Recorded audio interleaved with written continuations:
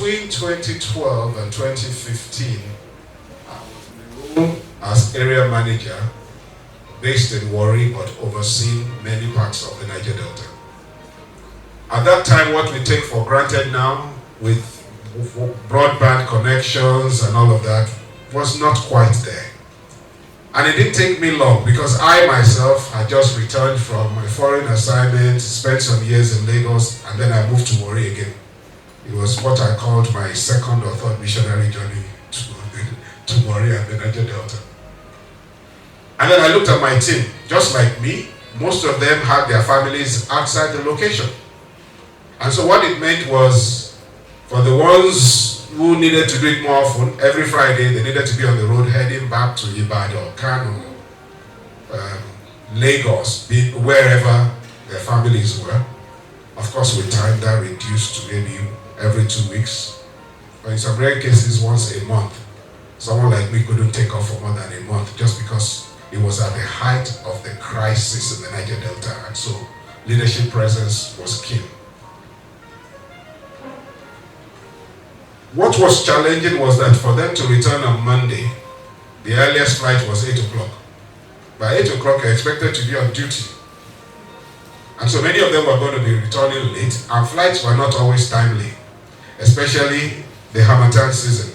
So he found that some people would not return until 10, 11, 12, and they were nervous. What does this mean? Will I be counted as tardy? But on the other hand, they don't want to take vacation days because they need those to save up to really be at home, not running it on the road. Some of them not wanting to return late on Monday had to force themselves to return by road on Sunday because there were no really reliable flights or any flights at all on Sunday, effectively cutting short their home stay, and they were being fatigued because they couldn't leave until Friday afternoon in first instance. So, as a leader, not just for my own sake, but especially for this, I had a company device, so I could log in from the airport, but this was not very widespread then. And we had to work with the IT team, whereby guys could de-emphasize desktops and start turning to laptops. And the company began to look at the policy to now allow you to bring your own device and then hook it to the system, but of course with additional security protection.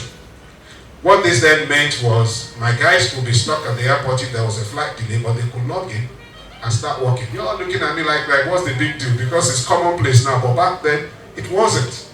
And so the moment they logged in, they could be credited as literally having been at work and working. We're talking before COVID, before we started doing hybrid work, before we even had ubiquitous internet in the country. This was a solution that helped and to absorb shocks and sustain such team members at work and with their families.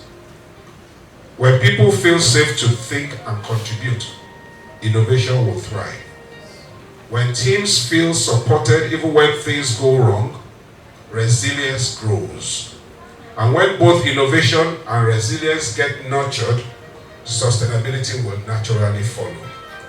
This is the quiet, unseen work of leadership.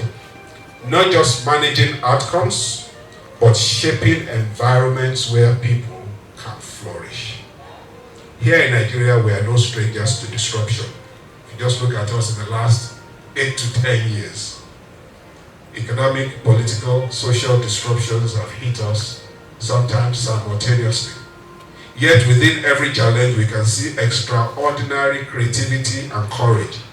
From entrepreneurs, some of whom are here, rewriting business models, to civil society leaders building trust in the communities, and to young Nigerians creating solutions that echo far beyond our borders. Our task as leaders then, across sectors, across generations, is to channel that creativity into sustained progress, to lead with vision anchored in values, and with courage tempered by compassion. And as we do, we stay connected to the global conversation, because the future of leadership is both local and global, both Nigerian and universal. So as we begin this conclave, I invite us all to listen deeply to engage boldly, and to connect meaningfully. Let today not just be another conference, but a catalyst, a place where ideas meet shared purpose, and where we reimagine leadership that is clear, courageous, and collaborative.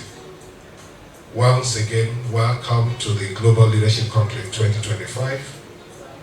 Thank you, and I wish us all a day of insight, inspiration, and impact. Thank you.